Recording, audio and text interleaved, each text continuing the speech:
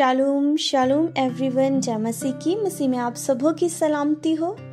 Good morning people of God, I hope आप सब खैरियत से हैं। आज का सरमन शेयर करने से पहले मैं आपसे पूछना चाहूँगी, क्या आप बिना ब्रेकफास्ट किए आप ऑफिस जा सकते हो? या मदर से मेरा क्वेश्चन है, क्या वो बिना ब्रेकफास्ट करवाए अपने बच्चों को स्कूल भेजती हैं? सो बहुत सारे लोगों का आंसर होगा कि नहीं।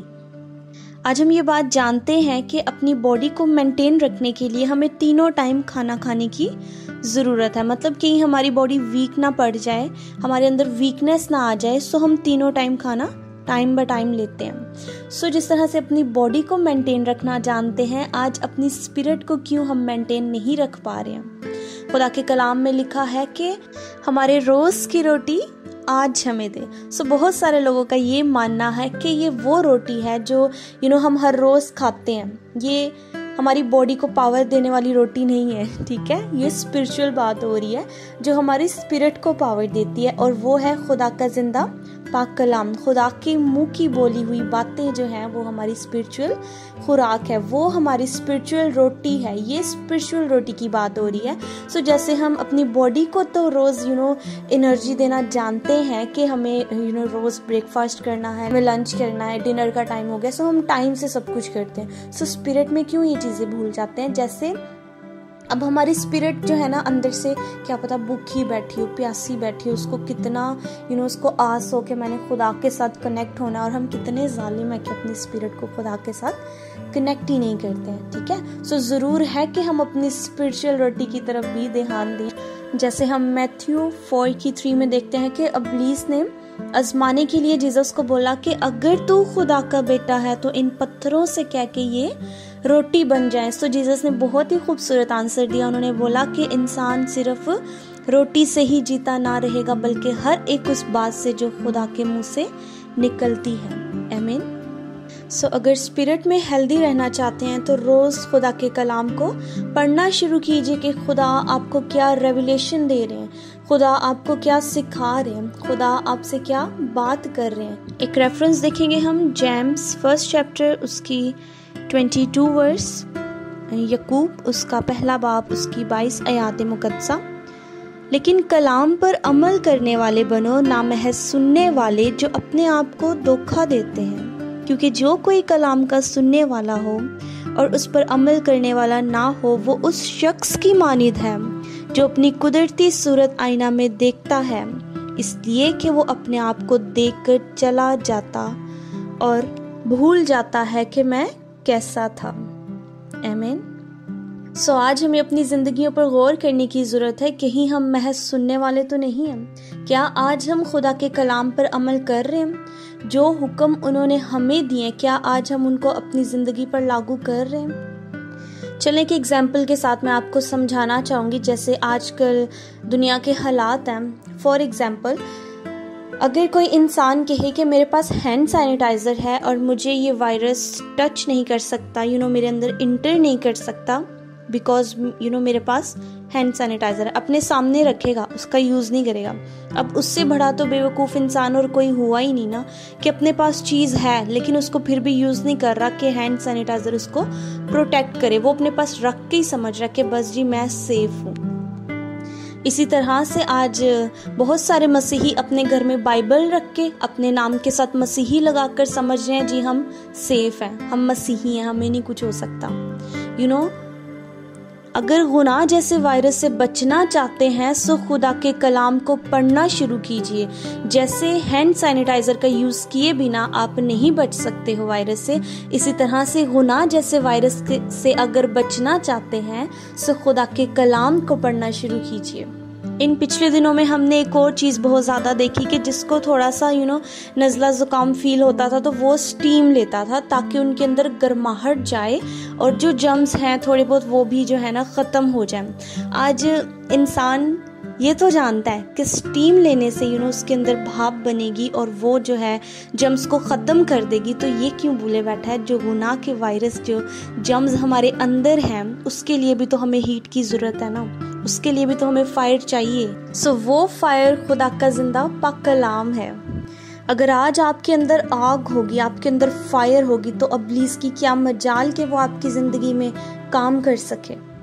अब देखें जो लेडीज़ किचन में काम करती हैं उनको पता है कि जब तवा गर्म होता है ना तो उसको थोड़ी सी भी उंगली लग जाए ना तो बहुत गर्म फील होता है, हम उसको दोबारा फिंगर नहीं लगा पाते, हमें पता लग जाता है कि ये गर्म है। सो इसी तरह से अगर आज हमारे अंदर गर्माहट होगी, हमारे अंदर फायर होगी, हमारे अंदर होली फायर होगी, तो किस तरह से इब्लीस हमें छू पाएगा? वो तो हमारे नज़दीक भी नहीं आ पाएगा, काम करना तो दूर की बात है। ठीक है, अपने वार भी करेगा ना तो वो भी वापस उसी पे जाने वाले हैं यीशु के नाम से, आमीन।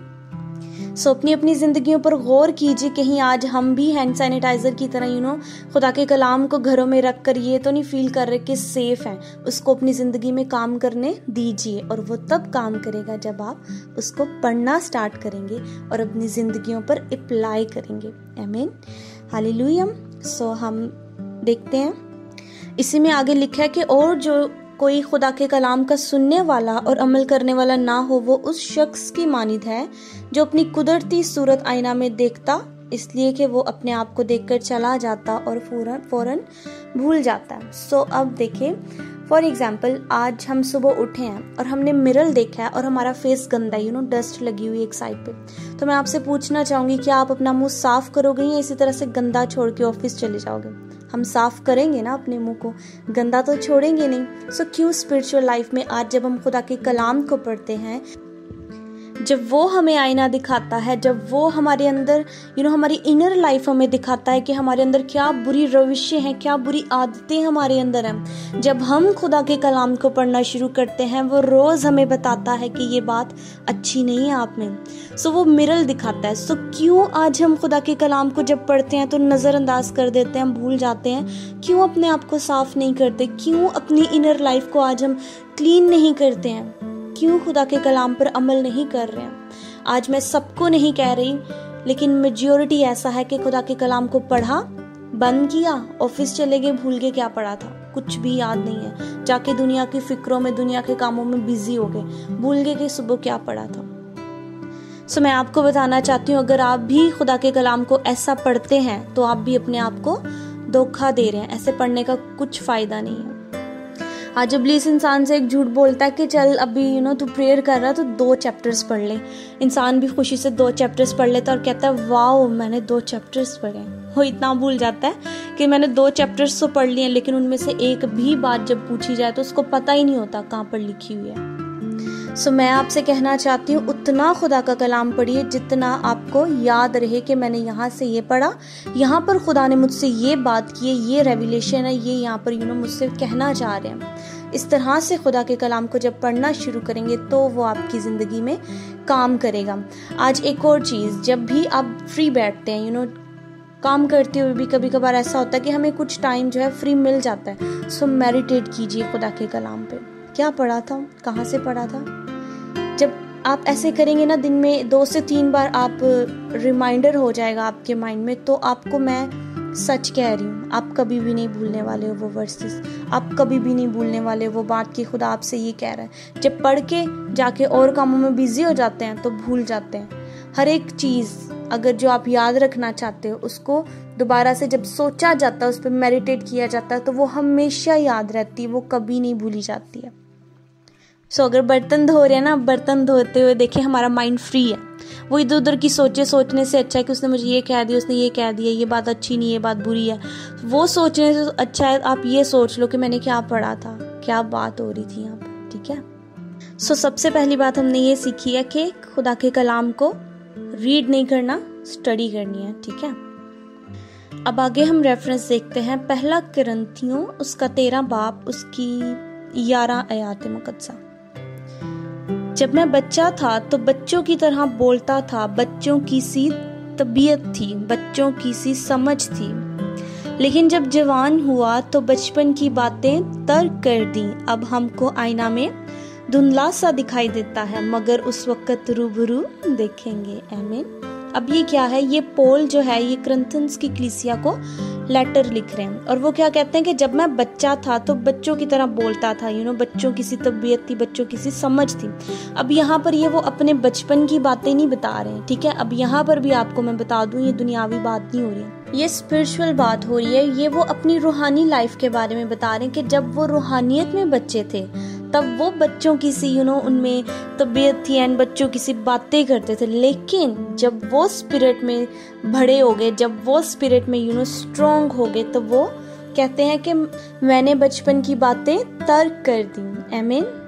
सो मैं आपसे पूछना चाहती हूँ, क्या आप रूहानी आलम में रोज बरोज बढ़ रहे हैं? आज देखा जाए तो लोग 20-20 सालों से 25-25 सालों से चर्चेस जा रहे हैं, लेकिन रूहानी आलम में बच्चे के बच्चे ही हैं, वो बढ़े ही नहीं, उनकी ग्रोथ ही नहीं हुई है। सो मैं आपको बताना चाहती हूँ कि दुनियावी लिहाज से जब कोई बच्चा बढ़ता नहीं है, वो ग्रोथ नहीं करता, तो कहा जाता है कि ये बीमार है, एबनॉर्मल है, ये बढ़ नहीं पा रहा है, इसकी ग्रोथ नहीं हो रही है, कुछ तो प्रॉब्लम है इसमें। उसको डॉक्टर के पास ले जाया जाता है कि इसका चेकअप करवाया जाए कि एक्चुअली प्रॉब्लम कहाँ पर है। सो मैं आपको बताना चाहती हूँ, अगर आप भी सालों से वहीं के वहीं हैं, मतलब जो आपको बचपन में सिखाया गया था, आज भी खुदा के कलाम में से आपको अगर सिर्फ 23 ज़बूर या 91 ज़बूरी आता है, तो इट्स मीन कि आपकी ग्रोथ नहीं हो रही है, आप एबनॉर्मल हैं।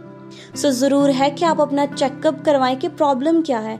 सो खुदावंद यीशु मसीह के पास आज हमें आने की ज़रूरत है, क्योंकि वो अपनी बाहें फैलाए खड़े और हमारा इंतज़ार कर रहे हैं कि कब मेरी बेटी या मेरा बेटा मेरे पास आएगा। ब्लेसिंग्स, जो गिफ्ट्स उन्होंने हमारे लिए रखे हैं, वो हमें आज देना चाहते हैं। हालेलुया। सो हम एक रेफरेंस देखते हैं, मार्क 2 चैप्टर 17 वर्स। यीशु ने ये सुनकर उनसे कहा, तंदुरुस्तों को तबीब की जरूरत नहीं, बल्कि बीमारों को। मैं रास्तबाजों को नहीं, बल्कि गुनाहगारों को बुलाने आया हूँ। आमीन। अब यहाँ पर भी क्या बात हो रही है? जो पहले से तंदुरुस्त हैं, जीसस उनके लिए नहीं आया, ठीक है। जो बीमार हैं, जो गुनाहगार हैं, खुदावन उनके लिए आए हैं ताकि उनको बचाएं। अब यहाँ पर भी ये दुनियावी बात नहीं हो रही है, ये स्पिरिचुअल बीमारी की बात हो रही है। जो आज बीमार है स्पिरिट में, जो आज एबनॉर्मल है, जिनकी ग्रोथ नहीं हो रही है, खुदावन उनके लिए आए हैं ताकि उनको सिखाएं। जो आज गुनाह में दबे हुए हैं, खुदा उनके लिए आए हैं ताकि उनको बचा सके। हालेलुया। आमीन। चलें हम वापस आते हैं 1 कुरिन्थियों 13 बाब उसकी 12 आयात मुकद्दसा में कुछ इस तरह से मरकूम है, अब हमको आईना में धुंधला सा दिखाई देता है, मगर उस वक्त रूबरू देखेंगे। आमीन। अब यहाँ पर किस आईने की बात हो रही है? मैं आपको बताना चाहती हूँ कि ये खुदा के कलाम की बात हो रही है। मतलब जब हम खुदा के कलाम को पढ़ते हैं, ये एक मिरर है। आज जब हम इसको स्टडी करते हैं तो हम खुदा को इसमें धुंधला सा देखते हैं। मतलब खुदा को कभी किसी ने नहीं देखा, लेकिन जब हम खुदा के कलाम को देखते हैं तो हम उनको धुंधला सा देखते हैं। कहता है कि वो दिन आएगा कि हम उनको रूबरू देखेंगे। मतलब जब हम उठा लिए जाएंगे, जब हम हेवन में जाएंगे, तो तब हम उनको रूबरू देखेंगे। आज धुंधला देखते हैं, लेकिन हमें खुद को तैयार करना है, खुदा के कलाम के अकॉर्डिंग अपनी लाइफ को गुजारना है, ताकि हम उनको रूबरू देखने वाले हो सकें। आमीन। एंड पे मैं एक बात कहना चाहूँगी, उसके बाद हम एंड करते हैं। अब देखिए, जब आज इस दुनिया में किसी से आपको मोहब्बत होती है, तो आप उसके साथ टाइम स्पेंड करना चाहते हो, आप उसके बारे में जानना चाहते हो, और आप कोशिश करोगे कि वो ही काम करो जो उसको पसंद है, जिससे वो खुश हो और आपका रिलेशन अच्छा रहे। ठीक है। सो क्या आज हम देखा जाए तो हम कहते हैं कि हम खुदा से मोहब्बत करते हैं। सो खुद से सवाल कीजिए, क्या आज हम खुदा के बारे में जानना चाहते हैं? क्या आज हम उनके साथ टाइम स्पेंड करना पसंद करते हैं? क्या आज हम खुदा के बारे में जानना चाहते हैं कि उन्हें कौन सी चीज़ें पसंद हैं, जिससे हम उनको खुश कर पाएँ और हमारा रिलेशन अच्छा हो, खुदा के साथ एक स्ट्रॉन्ग रिलेशन बनाए हम। सो आज के कलाम के वसीला से खुदावंद आपको बड़ी बरकत दे, और मेरा ईमान है कि आप ने आज इस कलाम के वसीला से बड़ी बरकत को पाया है। सो इस कलाम को ज़्यादा से ज़्यादा लोगों के साथ शेयर कीजिए, ताकि हम और भी लोगों को बचाने का वसीला बन सकें। आमीन। God bless you.